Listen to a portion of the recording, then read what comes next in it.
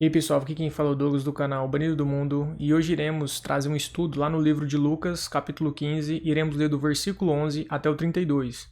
Esses versos contêm a história do filho pródigo, né? E iremos meditar um pouco, né, sobre essa história, né? Iremos tirar alguns ensinos, né? O que diz a palavra de Deus, né? Antes disso, iremos ler, né, toda a parábola do filho pródigo, que diz o seguinte: Continuou. Certo homem tinha 2 filhos. O mais moço deles disse ao pai: Pai, dai-me parte dos bens que me cabe. E ele lhes repartiu os haveres. Passado não muitos dias, o filho mais moço, ajuntando tudo o que era seu, partiu para uma terra distante e lá dissipou todos os seus bens, vivendo dissolutamente. Depois de ter consumido tudo, sobreveio àquele país uma grande fome, e ele começou a passar necessidade. Então ele se foi e se agregou a um dos cidadãos daquela terra, e este o mandou para os seus campos a guardar porcos. Ali desejava ele fartar-se das alfarrobas que os porcos comiam, mas ninguém lhe dava nada. Então, caindo em si, disse: Quantos trabalhadores de meu pai têm pão com fartura e eu aqui morro de fome? Levantar-me-ei e irei ter com meu pai. E lhe direi: Pai, pequei contra o céu e diante de ti. Já não sou digno de ser chamado teu filho. Trata-me como um dos teus trabalhadores. E levantando-se foi para o seu pai. Vinha ele ainda de longe, quando seu pai o avistou e, compadecido dele, correndo, o abraçou e beijou. E o filho lhe disse: Pai, pequei contra o céu e diante de ti. Já não sou digno de ser chamado seu filho. O pai, porém, disse aos seus servos: Trazei depressa a melhor roupa, vestiu, ponde-lhe um anel no dedo e sandálias nos pés. Trazei também e matai um novilho cevado. Comamos e regozijamo-nos. Porque este meu filho estava morto e reviveu, estava perdido e foi achado. E começaram a regozijar-se. Ora, o filho mais velho estivera no campo, e quando voltava, ao aproximar-se da casa, ouviu a música e as danças. Chamou um dos seus criados e perguntou-lhes o que era aquilo. E ele lhe informou: Eu, teu irmão e teu pai mandou matar o novilho cevado, porque o recuperou com saúde. Ele se indignou e não queria entrar. Saindo, porém, o pai procurava conciliá-lo.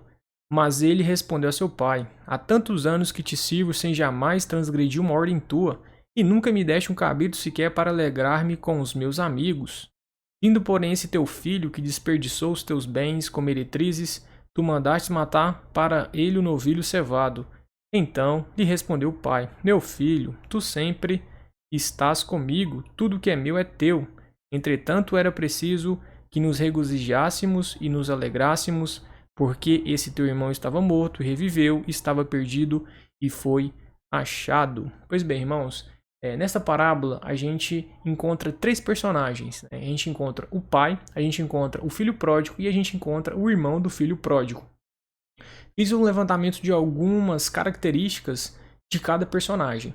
Pois bem, o pai, por ser o pai, ele era protetor, amoroso, ele era o exemplo, cuidadoso, ensinava, os seus filhos e também trazia o sustento para os seus filhos.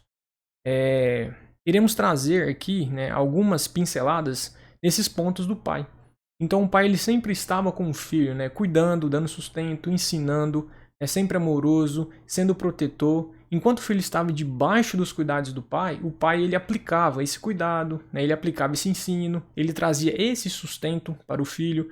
Então, enquanto o filho estava ali, não só o filho pródigo, mas o irmão dele, os 2 filhos, sendo cuidado pelo pai, a gente vê que o pai ele estava fazendo o papel de pai. Ele estava tendo esse cuidado, ele estava executando aquilo que era de sua responsabilidade, que era ensinar os filhos, que era instruir os filhos, que era dar amor, que era dar ensino. Então, o primeiro personagem, que é o pai, ele traz todas essas características que normalmente um pai traz, assim como Deus traz para nós e aos seus filhos. O segundo personagem, que é o filho pródigo, eu gostaria de trazer alguns pontos aqui do filho pródigo, algumas características. Primeiro, ele foi ignorante ao ensino do pai. Ele foi mesquinho, ele foi ingrato, ele queria a morte do pai. E ele foi um prostituto. Pois bem, ignorante ao ensino do pai foi quando o pai fez o papel de pai ensinando, e ele como filho, não seguindo de forma correta, ele acabou ignorando os ensinos do pai. Eu acredito que se ele tivesse aprendido de fato o que o pai ensinou ao decorrer dos anos, que estava sob o seu cuidado, eu acredito que o filho pródigo não teria ido, né? Não teria feito, né? Tudo que ele fez conforme a gente acabou de ler. E quando eu falo que uma das outras características do filho pródigo é mesquinho, ele pediu a herança, né? Ele pediu o dinheiro, a parte dele, né? Pelo fato de ele ser uma pessoa mesquinha, né? Que ele estava pensando no dinheiro. E isso, né, puxa, né, a próxima característica, né? Ele queria a morte do pai. Porque a herança nada mais é que o quê? Né? Quando os pais falecem, né, aí ficam os bens, né, os haveres, né, para que os filhos dividam, né, a herança para os filhos. Então, quando o filho pródigo decidiu pedir essa herança, né, antes, né, do pai estar morto, é como se ele tivesse, né, essa visão de que o pai realmente havia morrido para ele. Só que o pai, em sua sabedoria, né, o pai acabou entregando, né, a parte dele, né, repartiu os bens, né, e deu a parte dele, e o filho partiu, né, e ele também foi ingrato, né, o filho pródigo ele foi ingrato porque ele não parou para meditar, ele não parou para processar, né, aquele cuidado, né, que eu disse para vocês no início, o cuidado que o pai dava para ele, o ensino, o sustento, a proteção, o amor. Então, basicamente, ele ignorou todas aquelas características, né, do pai, toda aquela misericórdia do pai, todo aquele cuidado, toda aquela atenção. Então, ele foi ingrato, né, e de fato ele foi um prostituto, né, porque a Bíblia, né, nos diz que ele dissipou os bens, né, com as meretrizes, né. Imagina quanta coisa ele não deve ter feito ali, né, quantas mulheres, com certeza ele por estar com dinheiro, né, havia muitos amigos, havia muitas pessoas aproveitadoras, e por um espaço de tempo, né, ele pensou que esse dinheiro não iria se dissipar. E a Bíblia diz que ele acabou dissipando toda essa riqueza que ele havia ali adquirido do pai, né, quando ele pediu: pai, quero minha parte da herança e não quero saber, né, só quero minha parte e vou partir. Então essas são as características do filho pródigo. Então quando ele pede herança, ele automaticamente entende que o pai morreu, né? Para ele, o pai morreu. E prostituto porque ele dissipou, né? Não só com prostituição, mas com os prazeres, né, momentâneos ali que ele acabou, né, se encontrando naquela cidade.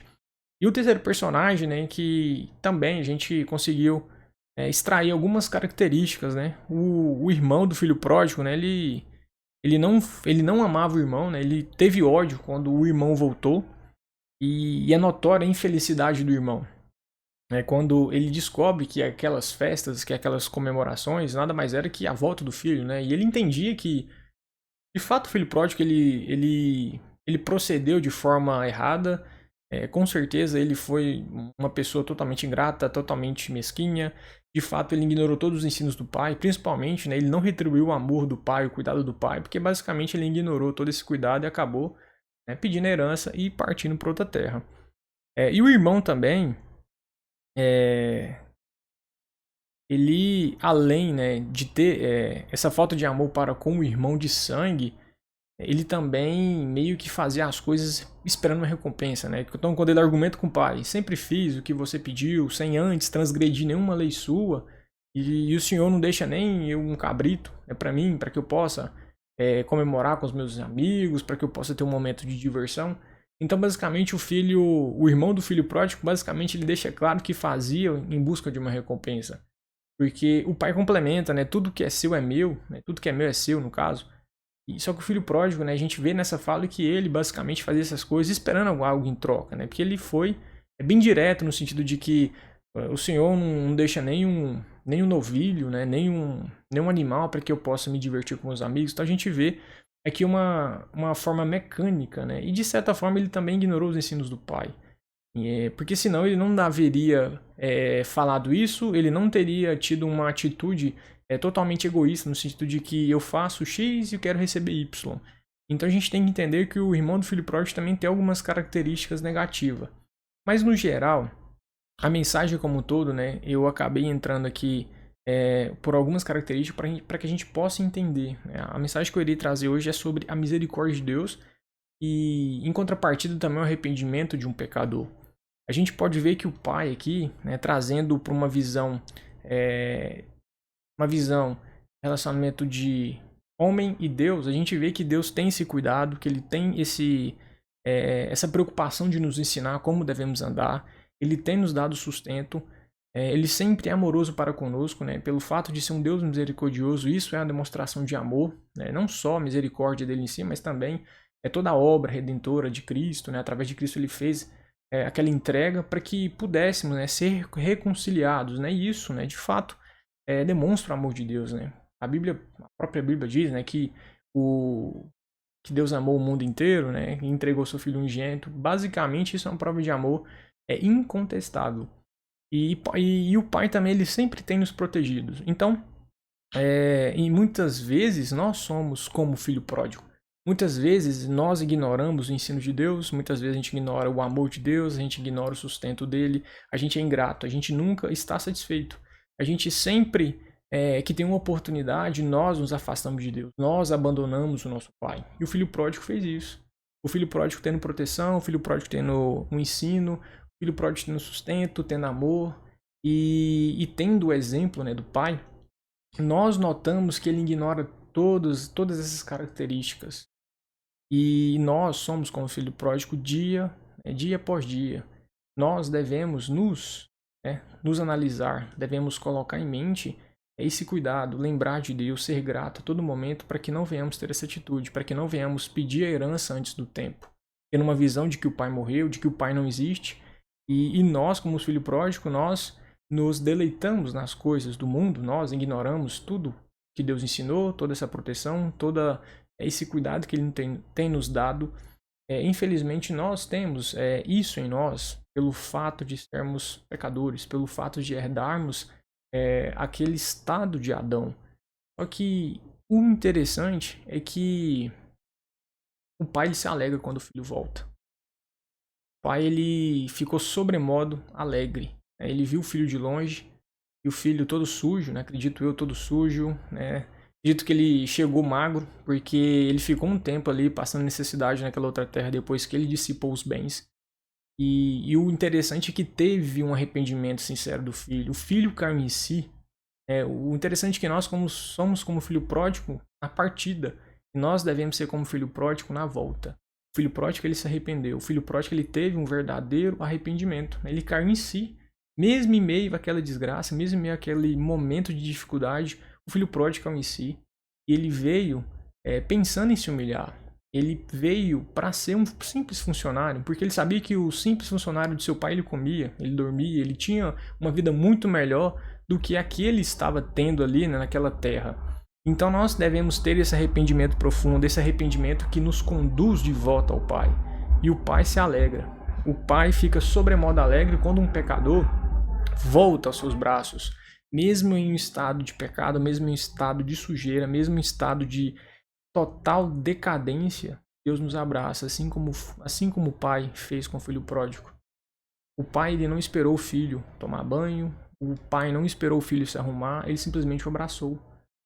E isso, com certeza, deve ter comovido o coração do filho pródigo. Eu acho que ele deve ter sentido uma vergonha tamanha, mas ele entendia que ele estava em segurança, né? Ele entendia agora que ele ia ser cuidado novamente. Eu acredito que ele caiu em si de todas aquelas características que nós dissemos no início. Com certeza ele deve ter lembrado do ensino, do amor, da proteção, desse cuidado. Eu acho que deve ter passado um filme na cabeça do filho pródigo quando ele veio arrependido.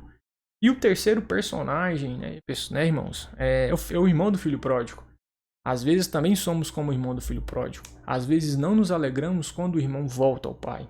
Às vezes nós sempre fazemos as coisas para o pai como se ele fosse obrigado a nos recompensar. Tipo, faço X, né, na obra de Deus e tenho que receber Y. Isso também é um pensamento totalmente negativo, né? Esse é um pensamento totalmente errado. A Bíblia de fato nos conduz a entender que é pela graça, né? De fato, a graça é um favor imerecido, né, por parte de Deus. Então, nessa história, a gente vê que nós, como filho pródigo, sempre buscamos estar longe dele, mas temos que entender que Deus sempre está com a mão disponível. E o arrependimento se chama hoje, né? Se você está em uma dificuldade, se você está em um pecado, peça perdão, volte, arrependa-se. Deus está te esperando, assim como o pai do filho pródigo. Nós, como os filhos pródigos, nós temos a oportunidade de voltarmos para Deus, para que venhamos reconectar-se com Ele, para que venhamos novamente estar debaixo do cuidado, do ensino, do sustento, da proteção e do amor. mesmo que às vezes tenhamos dificuldade, mesmo que às vezes não tenhamos todas essas características para com a nossa vida, né, sendo filhos de Deus, mas que venhamos entender que Deus sempre irá nos cuidar de nós, independente das circunstâncias. E que venhamos também ter o coração quebrantado para que não venhamos ter o sentimento do irmão. O irmão, ele sempre fazia esperando, né? O irmão sempre fazia como se o pai fosse obrigado a recompensá-lo por aquilo que ele fazia. E também temos que amar os nossos irmãos que estão em momentos difíceis. Devemos ajudá-los, devemos ser essa mão auxiliadora, pois infelizmente, irmãos, as coisas de fato têm sido difíceis. A vida de santidade tem sido difícil, mas não é impossível, desde que venhamos pedir para Deus, desde que Deus venha nos fortalecer, pois é dele que temos força, é dele que achamos força. Não é na nossa força, não é no nosso braço, é no braço de Deus. Mas basicamente a mensagem que eu gostaria de trazer é essa: Deus é um Deus misericordioso e que nós devemos nos arrepender de forma sincera e sempre nos voltarmos para Ele, pois pois o arrependimento se chama hoje. Espero que vocês possam ter sido abençoados com essa palavra e venhamos, sim, irmãos, cada vez mais estarmos perto do Pai, que venhamos sempre estar debaixo de sua proteção, que venhamos sempre estar debaixo do teu ensino e sempre fazer o que Ele tem nos ordenado. Até mais, até a próxima. Fui!